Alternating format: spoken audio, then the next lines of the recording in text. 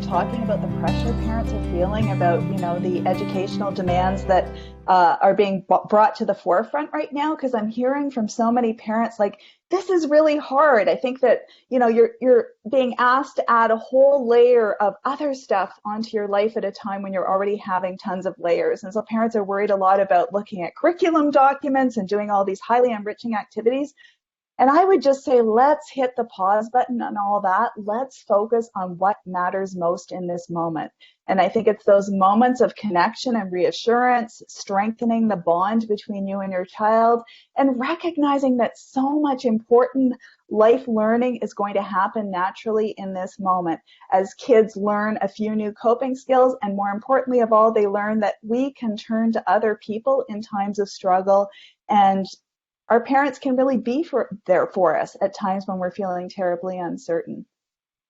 Yeah, and I couldn't agree more that the emphasis for parents needs to not be on teachers. And in fact, I'd really like to change the dialogue to stop parents feeling that pressure to be teachers, because they're not. It takes a lot of training to be a teacher. And I think that we should be asking parents to be supporters of learning at home.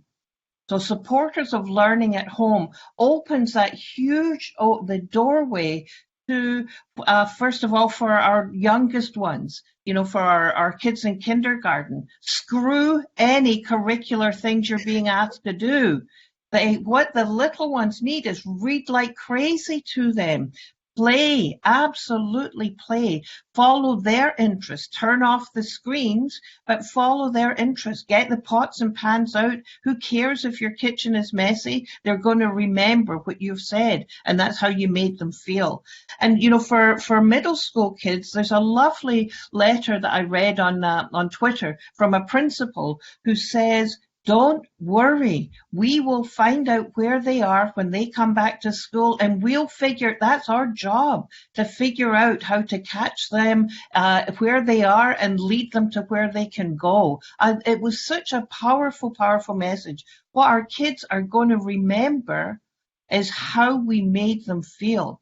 And, the grand irony for me as a child psychiatrist is I've often said that if I were queen for a day, I would ban homework, because it's such a terrible source of conflict for families, and there's no evidence it is actually effective. For high school kids, I think they've got a different level of worry. First of all, I don't think our teachers are getting enough kudos for the work that they're doing for reaching out and connecting with kids. But I think as parents of high school kids, we need again to be thinking about how can we support their learning at home. Don't try and teach them. This stuff is too complicated, but support their exploring what can I do to make a difference in the world? How can I engage the world to change the world? How can I develop my competencies of collaboration? Is there a project that I might be able to do? So, it's a lot to think about, but the key message, I think, really is don't try and be a teacher. Be a mum, be a dad, be a partner, and support the kids in their learning journey. Can you tell I feel a bit strongly about it? There's a little passion coming through, Jean, just a little bit.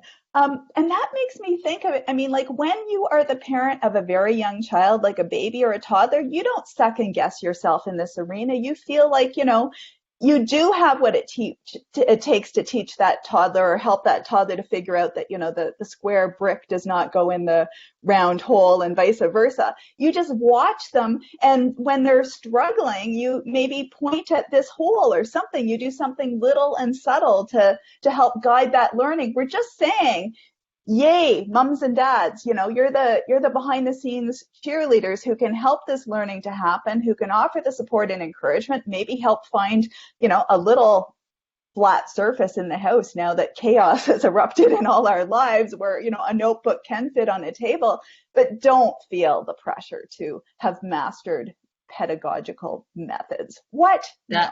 Just no. No, not, and get outside. And hopefully, one of my secret dreams is that we see play coming back and being valued, and that the poor kids who are under test pressure get that pressure completely relieved and they play, they connect. They do things that are exciting to them and turn them on to the possibility of learning. That's my secret dream. It's not so secret anymore.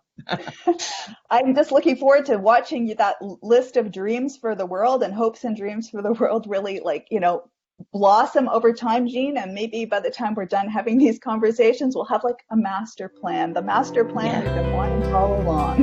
Yeah, yeah. Wonderful.